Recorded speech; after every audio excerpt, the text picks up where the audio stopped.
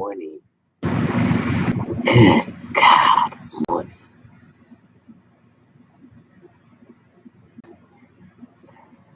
They say you can share this out, but I don't know how. So I don't know. Hi. Hey, Periscope. How are you? Yes, I am RosaJ, doing it God's way each and every day. About a couple of minutes late. We come here every morning at 7:30. That's our intention. Sometimes the body says, oh, no, Rosa, not today. Not today. But it is today. And today we will do lesson 166. We're moving right along.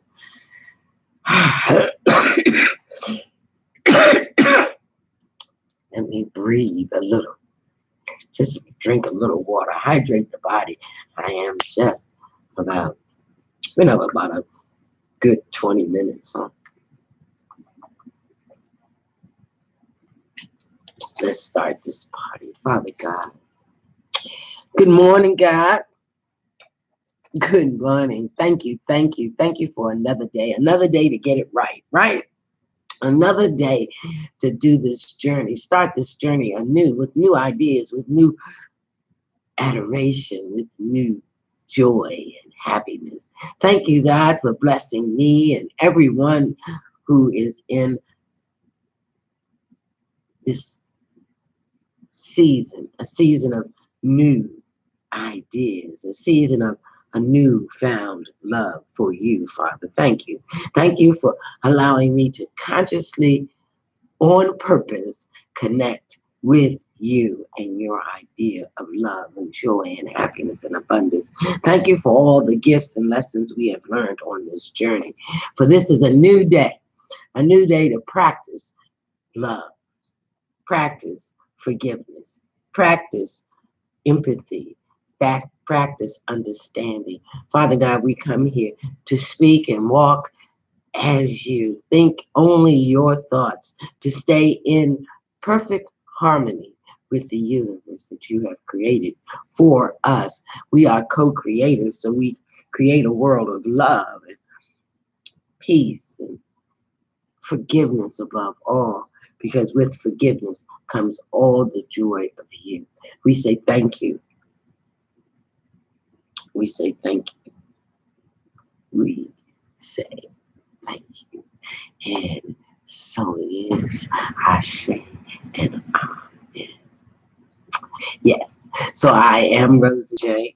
And like I said, we come here every morning at 7:30 supposedly to do these lessons, these ideas that will change our entire being, that will keep us in perfect peace, that we release all things and everything.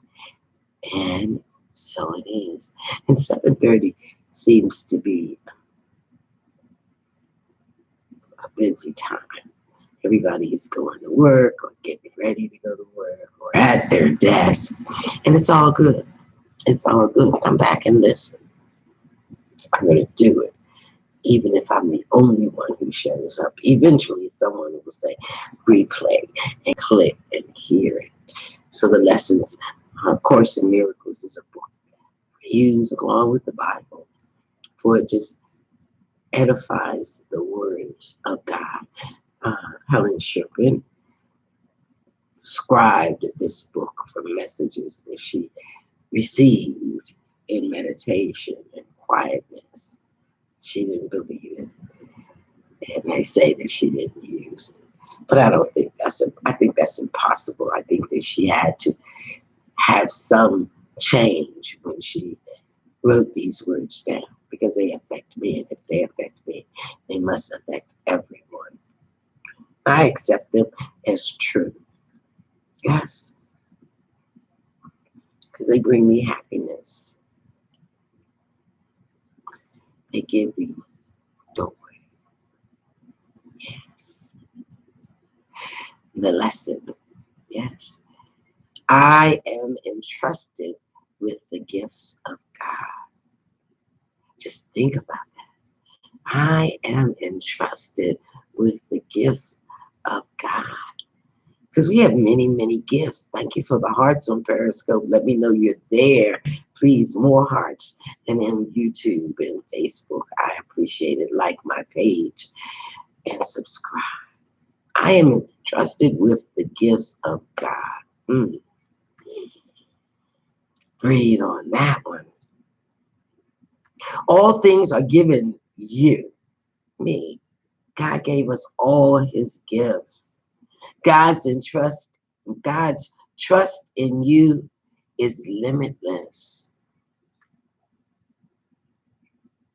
And with that thought, I think, how many times do we really trust ourselves? If God can trust us, why can't we? We know his son. Yes, we do. He gives without exception, holding nothing back that can contribute to your happiness. God holds nothing back. And yet, unless your will is one with his gifts are not received. I mean, I would say, oh no, I can't do that. Oh no, I don't understand that. I'm not sharing that. Oh, that ego mind, that intellect. But what would make you think there is another will than his? He is the controller, the source. God is. Here is the paradox that underlies the making of the world. Yes, it does. It is a paradox. This world is not the will of God, and so it is not real. Yet, those who think it is real must still believe there is another will, and one that leads to opposite effects from those he wills. Capital He, God. Impossible indeed, but every mind that looks upon the world and judges it as certain, solid, trustworthy, and true believes in two creators or in one. How many of us said, I created this? Nah, we did create it, but God created it first.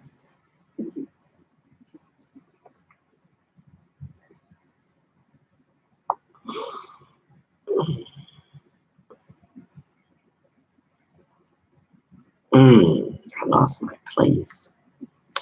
Impossible indeed. But never in one God. Do you believe that there is one God, one source, one creator, one that is? God is. That's it. That's all. The gifts of God are not acceptable to anyone who holds such strange beliefs. He must believe that to accept God's gifts, however evident they may become, however urgently he may be called to claim them as his own, is to be pressed to treachery against himself. God and I are one. So if we don't think or believe that these are true, then we can't believe that we are true. He must deny their presence, contradict the truth, and suffer to preserve the world he made. So many of us do that because we have such an unhappy life, and we don't realize that we can change that in an instant by just giving the power over to God. Here is the only home he thinks he knows. Here is the only safety he believes that he can find. Without the world he made, is he an outcast, homeless, and afraid. He does not realize that it is here he is afraid indeed, and homeless too, an outcast, wandering so far from home, so long away.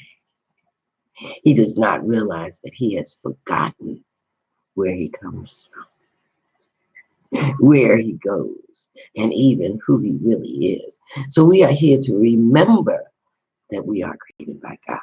to remember that this is our planet, that this is our world, to remember the gifts of God, to claim them and to share them. He seems a sorry figure, weary, worn, in threadbare clothes, with feet that bleed a little from the rocky road he walks. No one but has identified with him. For everyone who comes here has pursued the path he follows and has felt defeat and hopelessness as he is feeling them. Yet he is really tragic when you see that he is following the way he chose, the way we chose, and indeed, and needs to realize it and change. With eyes cast down, least you might catch a glimpse of truth and be released from self-deception and set free. Don't you want that freedom?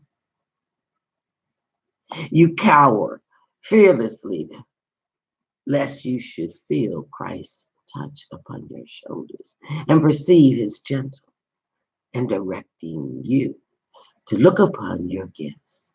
How could you then proclaim your poverty in exile? God doesn't give you poverty. That's a choice. He would make you laugh at this perception of yourself. Where is self-pity then? And what becomes of all the tragedy you sought to make for him whom God intended only joy? God only wants us to be happy and joyous and abundant. That's it. That's all. Claim it now by repeating simple ideas, whereas we call them affirmations. God's will does not oppose. It merely is. God's will does not oppose. It merely is. It is not God you have imperished in your plan to lose yourself. He does not know about the plan, so alien to his will. God doesn't know that plan. He just wants you to accept his. There was a need he did not understand, to which he gave an answer. That is all. And you who have this answer given to you have no need more of anything but this. Yes. No need but the idea of God's will. Now, do we live for? Now we can not die. The wish of death is answered, and the sight that looks upon it now has been replaced by vision, which perceives that you are not what you pretend to be. You are far greater than that. One who walks with you, who gently answers all your fears with this one merciful reply: it is not so. When those ideas of angst and anxiety come to you, remember, it is not so. That is not the idea and the plan God has for your life. He points to all the gifts you have each time the thought of poverty oppresses you, and speaks of his companionship when you perceive yourself as lonely and afraid. We are always with God. Always. It is not so. All those negative thoughts. It is not so. Yet he reminds you still of one thing more you have forgotten. For his touch on you has made you like himself. God touches you. He gave us that in creation. You must remember. The gifts you have are not for you alone. What he has come to offer you, you now must learn to give. This is the lesson that he gives. His giving holds. For he has saved you from the solitude you sought to make, in which you hide from God. You can't hide from God. You just can't. He's everywhere. In the deepest of your anger and your sadness and your aloneness, and God is there. In your hunger for more, we must remember God's plan. He knows. Release your will. Bring it to God's.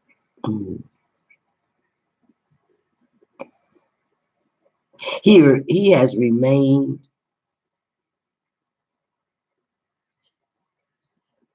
you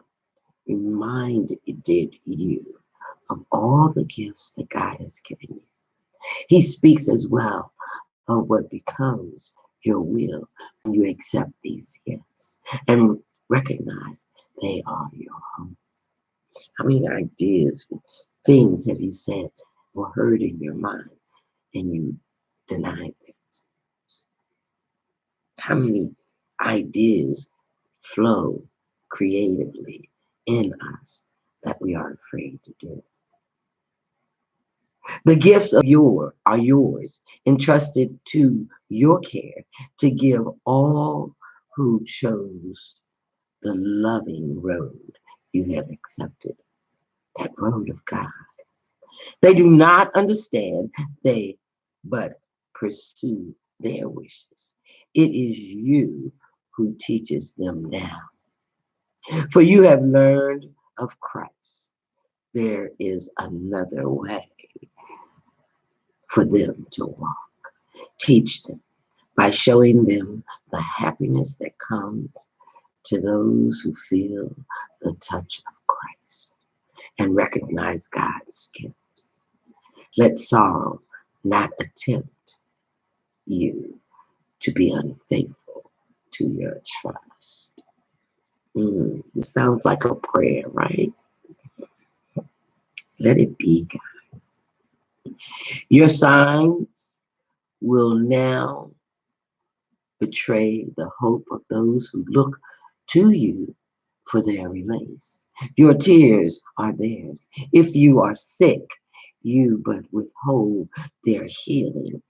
But what your fear but teaches them, their fear are justified. Walk with God. Walk in joy and healing.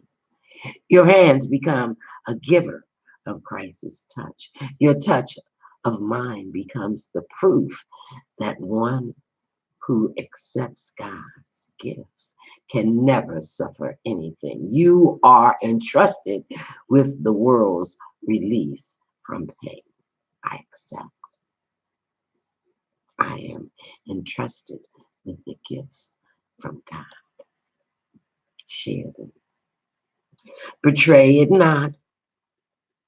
Become the loving proof of what Christ's touch can offer everyone. God has entrusted all his gifts to you. Yes, he has. He has entrusted all his gifts to you, to me. Share them. Walk in them.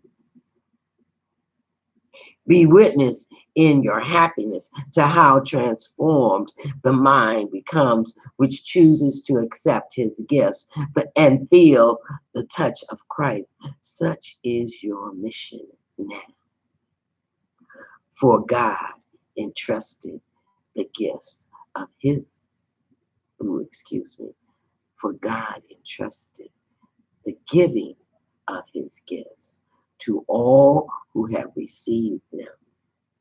He has shared his joy with you, and now you go to share it with the world. Be happy, be joyous, be prosperous, be abundant, be forgiving, be empathetic. Yes, help somebody by helping yourself. Walk in the gifts God has given you. Do not be afraid to share your business, your joy, to share your love and forgiveness. Do not be afraid to share the gifts God has given you. So the idea for today is simple. And it's so simple, it can sometimes be